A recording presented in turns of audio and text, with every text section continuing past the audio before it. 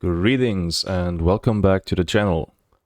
Today we are going to discuss a new video format on the channel. It's all about the lineups as specific BRs and how you play them the most efficient way.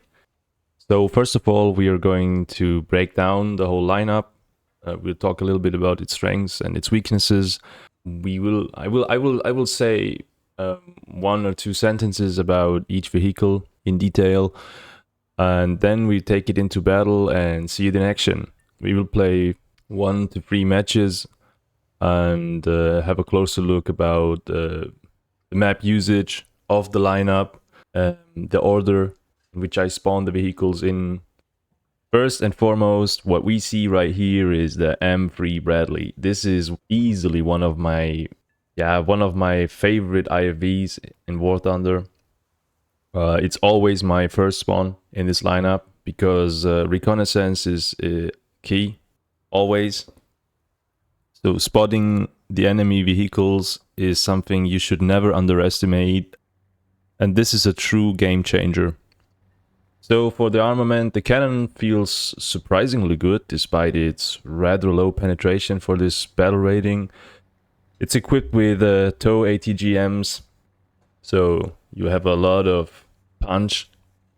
It has almost no armor, so I would never rely on that one, so you better not get shot at first. It is very agile, in my opinion. And all in all, you have a lot of map control, a lot of zone control in this vehicle. Next up, we have the M60A1 AOS, so added on stabilizer, the good old pattern. This is also a very versatile vehicle. It has brutally nice balance between armor, mobility, and firepower. It is quite mobile, so you do also have a lot of map control. I personally like to use it the most in close quarter combat because it is a stabilized vehicle and you play at a battle rating where, still a big part of the vehicles are not stabilized. Usually this vehicle is my second spawn if the map is a close quarter combat map or if there is not much cover. Later on I will tell you why. For my ammunition loadout, for this tank you have two types of ammunition you should use. This is the M456 and the M728 APDS. I personally use 15 M456 and 5 M728 just because there are some situations where the APDS will use you more. So I'm talking about situations where you have a lot of fences, maybe bushes, like forest locations where the heat shells are just stopped too easily. Also, this vehicle has a rangefinder. It's not a laser rangefinder, so be aware of that. Okay, next up we have the T95E1. Well, honestly, it's a very situational vehicle. Okay, I mean, okay, you have darts at 8.3. I mean, first it sounds impressive, but trust me, it is not. The darts, so basically the whole cannon is very imprecise. You have a rather long reload rate, 8.5 seconds, and you have 288 millimeters of pen. It's not even that bad, but I personally made the experience that I ricochet a lot. So also this vehicle is not stabilized at all. If you spaded it, the gun is controllable, but it's still a little bit wobbly, especially if you move around rather fast. There are many situations where you will not get the first shot off because of it is not stabilized. The armor is quite okay, and the mobility is, it's okay at best. Okay, next up we have the XM246, an experimental self-propelled anti-air gun. Uses 235 Oerlikon KDA cannons. I've seen that in real life, by the way. They shot a boar. So this one is tricky. It is very nice at killing tanks because it has its DM13 APIT armor piercing incendiary tracer shell, which has 68 millimeters penetration at 10 meters flat, which is pretty good, and you have a lot of it. So it's not like the Jeopard having like 20 rounds and then you're out of ammo. No, you really have a lot. You have like 400 rounds. Also, like the usual advantages come in very handy if you're hunting tanks, because you have an extremely fast turret rotation rate. You are quite mobile, and yeah, you also have a radar. Like you can do some air defense, but honestly, for me personally, it was a little bit tricky to get used to these guns for anti-air purposes because of how they are placed, especially if you're aiming upwards, because the guns are placed here and your line of sight is basically here, so you have to aim a little bit higher than you want to shoot. But yeah, I still have to admit that I will spawn in this before I will spawn in with the T95E1. I gotta be honest at this point. In terms of the lineup, also what this vehicle brings you, which is extremely efficient. You know, at most lineups, the problem is the moment you spawn in with an anti-air gun, it's almost over for you. So you won't bring that much of use to your team anymore, except of maybe defeating of planes. But with this one, you really can and you will be a useful team member. You can take out enemy tanks. You can keep zones under lock. And what's most important, in my opinion, is you will get back spawn points. Okay, next up we have two choices actually. We can choose between the M901, and you can also, I mean, if you want, you can also bring out the M60A2. I personally do not do that because for me, like this slot is for me a situational slot. This is only something I use in specific situations or maps. But if I use them, they bring me way more use than a more versatile vehicle, if you get what I mean. And this is also why I chose the Volley right here.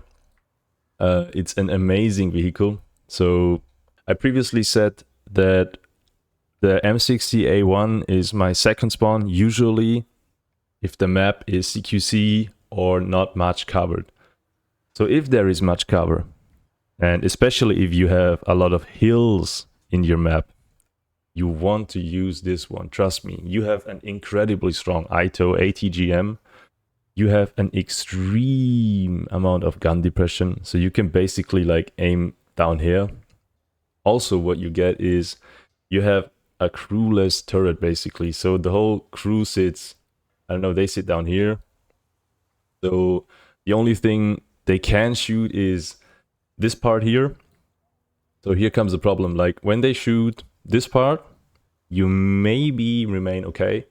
But the moment they shoot your ammunition, your whole thing explodes. But usually you fight at distances where this is rather hard to hit. And yeah, basically anywhere else you're invulnerable. So if they shoot right here, nothing happens at all. Okay, for my close air support in terms of planes, I usually use two types of close air support. One is almost every time a helicopter, if I can unlock it, and if I am at a battle rating where these are available, it is a helicopter, and the other is a plane, because I will go in this in another video, I think, because this is another topic, like when to use a helicopter, when to use a plane for close air support. So our next pick is the F-84F, the Thunderstreak. It is a very decent bomber. What it brings to the table are 4 1,000-pound low drag general purpose bombs and 8 HVAR rockets. To be fair, the HVARs are not that useful. It's more about the bombs. What you do get is CCRP. So you get a computer controlled release point for your bombs. You can set a fixed point and then you just hold your key until you reach the point where you should release your bombs. Yeah, what else I can say about this plane? I mean, it does the job. yeah, this is basically it. So I use 4,000 pound bombs. There are also 2,000 pound bombs available. I'm more confident with the 4 because it's 4 and not 2. Okay, and for the last pick, this is the helicopter pick. I mean, there is only one choice. It's the UH-1B. I have quite a decent experience in this helicopter, to be honest, because it has those 6 AGM-22s, and these are not too shabby, to be honest. It also is decently fast. I mean, it's a Huey. There's not much to say about this. What I want you to be aware of is that I will not show you every vehicle while playing these matches and showing you how the lineup performs. I will not show you every vehicle because this would be unrealistic. If you, let's say, if you play 10 matches and you have a lineup like this year where you have plenty of spare vehicles, there is a big chance that in 6 or 7 out of 10 matches, if you're good, you're not using all of your vehicles. Okay, I'd say let's jump right into the battle and see how this lineup performs. Okay, so what you really want to do at a map like this is, as you can see, you have the center point, the B point, which is most of the time when it comes to maps like these free lane maps, as I call it, is very exposed. Then you have one corridor point where everything gets compressed, and then you have one CQC area. So as always, you spawn in first with the Bradley, and first I want to make sure that I will cover this this wide area, because here is where I can get the most out of my scouting ability. So I will try to position myself, and what's really important here is do not go for kills. So the priority here is on scouting, and this is what it should be on all costs. So you position yourself somewhere where you, preferably where only your binoculars stick out, so you can really take your time and scout the enemy team. By the way, it would make me really happy if you maybe leave me the one or the other comment and describe me if you like this kind of format, or if there's something I could do better, there's something I'm not doing really good. So you really would do me a favor with this one. Okay, now this is exactly not what I told you before. Yeah, I said don't go for kills, but yeah, if there is a free kill, you are allowed to take it. Like, why not? Yeah, what I wanted to say is that it would really make me very happy if you like kind of comment if there is something specifically you did not like, if I made any mistakes. Sure, I will make any mistakes because it's my first video, more or less. Yeah, it really would do me a great favor. So this time we will also use the scouting ability, the thermal ability of the Bradley, in order to scout a little better. And I think now that the open part is rather clear, I will push the enemy a little bit. This is something I would, if I wasn't recording, I probably wouldn't do it. But I'm really trying to get as much of the lineup in this video as possible, so I will engage here a little bit more than usual. But normally, also something that is very, very important is patience. So if you, let's say you're watching a firing arc, you're taking observation on a firing arc, and there isn't anything that's happening, I don't know, in the first 3-4 minutes, don't leave this arc immediately. Just keep your observation. If you really have, if you say for yourself, okay, this is a zone where enemies have to pass, this is a key zone, a key area, just keep your observation on, keep it ongoing, because mostly it's the moment when you decide to leave the area. This is mostly the point where the enemies appear.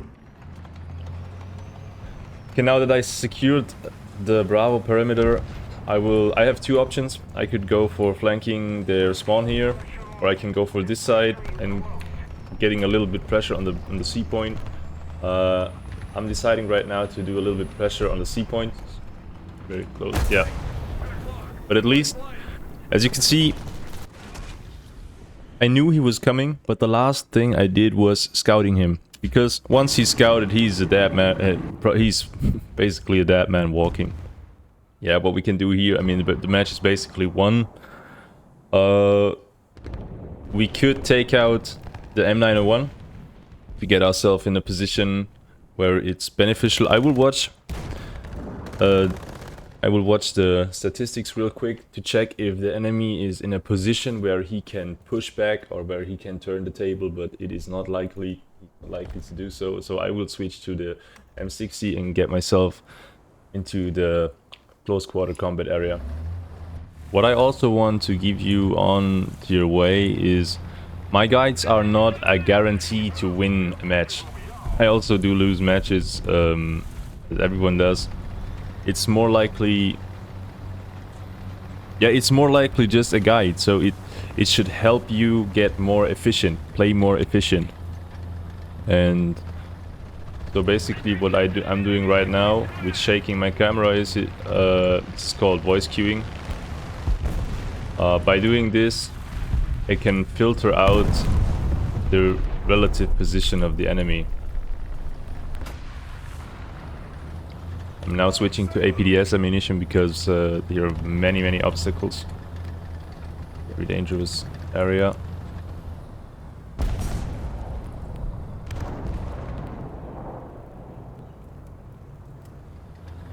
Okay, we have one right there. We have to keep that in mind. And also we have one self-propelled anti-air.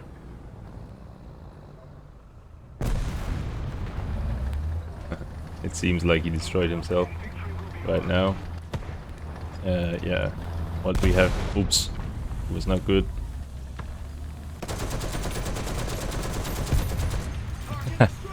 Still got him with the machine guns.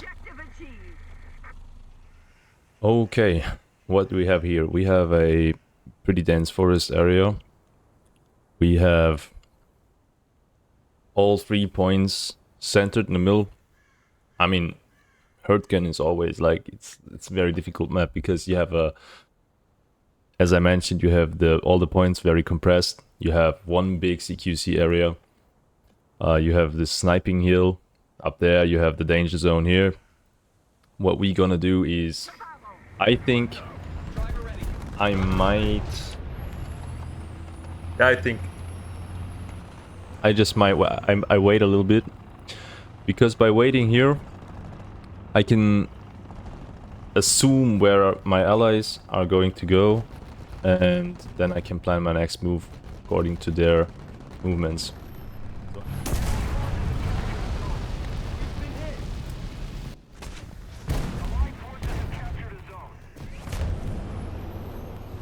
Okay, as you can see now, this is a situation you will often face where you get early killed in the IFV, so you have to switch on.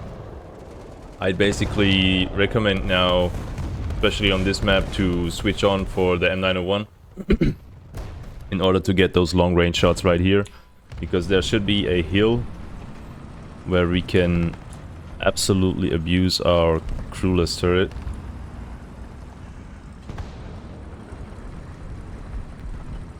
Also, this thing has thermals and a very good zoom, so comes in handy. Here we can abuse our abnormal gun depression.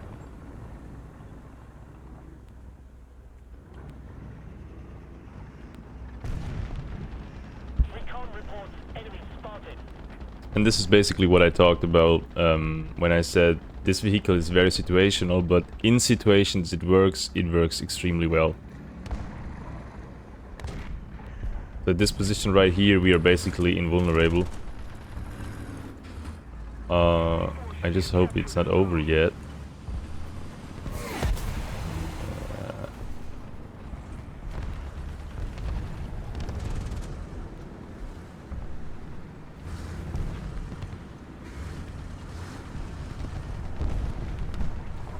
just have to keep our speed rather low, because otherwise our turret will turn in. I think we will speed it a little bit up and get into some side shooting position. I need to get down there really quick, because what I did right now is very dangerous. Oof. Okay, get me down there. I can see one here. I need to get behind those hills right here, so I can have I have a good firing arc. Yeah. Okay. I think I did it. Hopefully. Okay, now we can go a little bit more chill. Who shot me previously? This was you. Now, this is a very good position.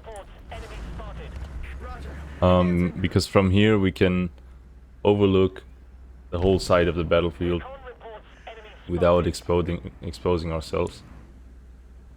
And I think, what the... okay. Thank you.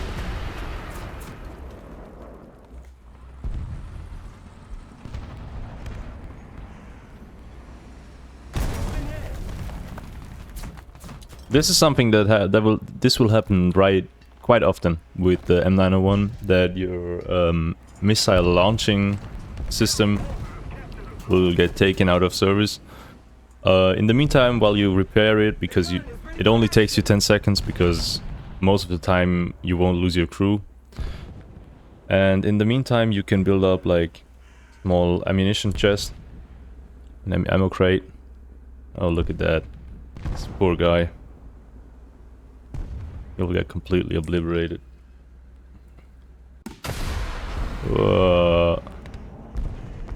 Really? Wow. That's crazy. And it happened again. Yep. As I said, this will happen a lot.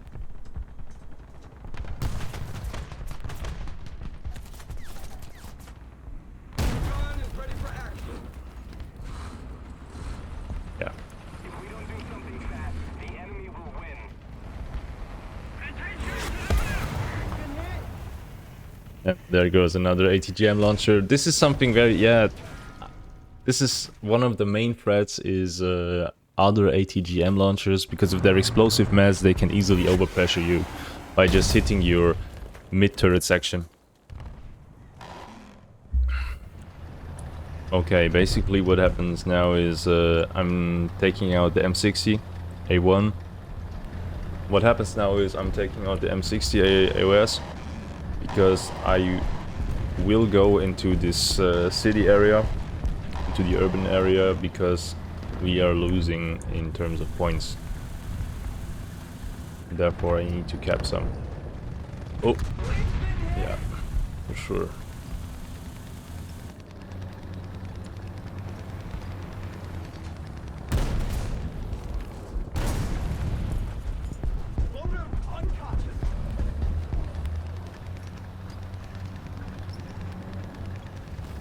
So, when I'm in urban areas... oh, go in here.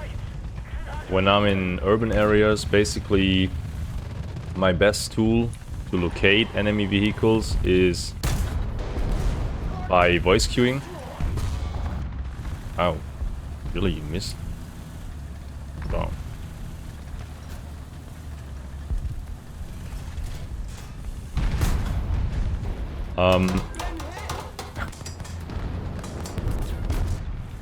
Yeah, by voice queuing you can easily determine the position of the enemy tank.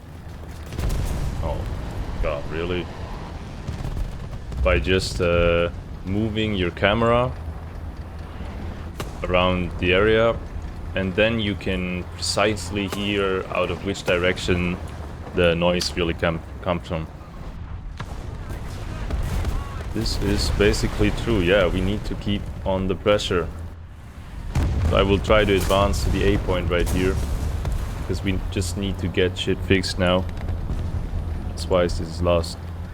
Sorry, buddy, I cannot repair you right now. I need to cap this shit. Shit. Well, well. What I can also show you right here, I think this is a good moment to demonstrate whether I'm using a plane or a helicopter. In this particular situation, I will use a helicopter because I have a lot of terrain to mask me, to cover me. So this might be the better choice right here. I think I won't reach the battlefield in time to really make the difference here. Or maybe. Maybe. I cannot even see. I cannot even see where he at. I need to back up because there is Shilkas and all that nasty Soviet stuff around. There is Shilkas and all that nasty Soviet stuff around. Another zone captured, we have the advantage. Very nice, very nice. Yeah, there is. Look. You see that? Oh my god, really? Yeah, I think it's a Chinese one with the proxy fuse around. I need to be very careful because this is a very dangerous fella. Oof. Gotcha.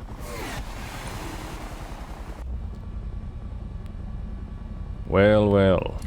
Oh no, another one. Really? The TAM? Something like that. Oh.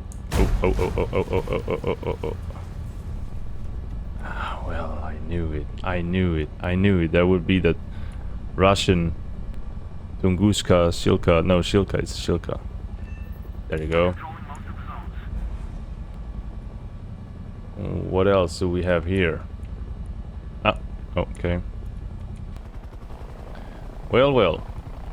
The only thing we now have to do is we are not allowed to die. If we die now, the game is basically over because we do not have the tickets.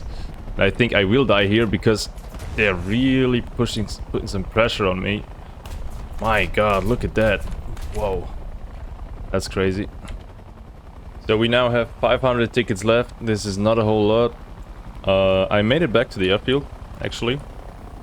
I will land this fella here.